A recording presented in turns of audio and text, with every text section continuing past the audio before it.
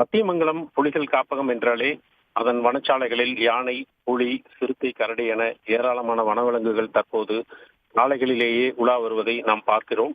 இதில் குறிப்பாக யானைகள் அடிக்கடி உணவுக்காகவும் தண்ணீருக்காகவும் வனத்தை விட்டு வெளியேறி விவசாய நிலங்களுக்குள் புகுந்து விவசாய பயிர்களை சேதப்படுத்துவது, மனிதர்களை தாக்கிக் கொள்வது போன்ற தொடர் கதைகள் நடந்து வருகின்றது. இந்த நிலையில்தான் ஆசனூர் வனப்பகுதியிலிருந்து வெளியேறிய காட்டு யானைகள் கூட்டம் ஒன்று அரேபாளையத்தில் இருந்து வேர்மானம் செல்லும் மலை கிராமத்திற்குள் அந்த வனச்சாலையில் நடந்து சென்று சாலையிலேயே உலா வருவதை நாம் பார்த்துக் கொண்டிருக்கின்றோம்.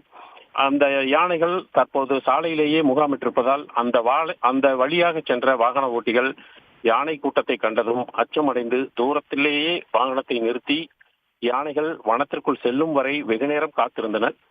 சிறிது நேரத்தில் அந்த யானை கூட்டம் மெதுவாக வனப்பகுதிக்குள் நுழைந்தது. அதன் பின் தான் சாலையை கடந்து வாகன ஓட்டிகள் செல்ல முடிந்தது. மலை கிராமத்தையொட்டி யானைகள் கூட்டம் முகாமிட்டிருப்பதால் மலை கிராம மக்கள், விவசாயிகள் அச்சமடைந்துள்ளனர். இதனால் வனத்துறையினர் இரவு நேரங்களில் ரோந்து பணி மேற்கொண்டு வனவிலங்குகள் கிராமத்திற்குள் புகாமல் நடவடிக்கை எடுக்க வேண்டும் என்ற கோரிக்கையும் எழுந்துள்ளது. விவரங்களுக்கு நன்றி சரவணன்.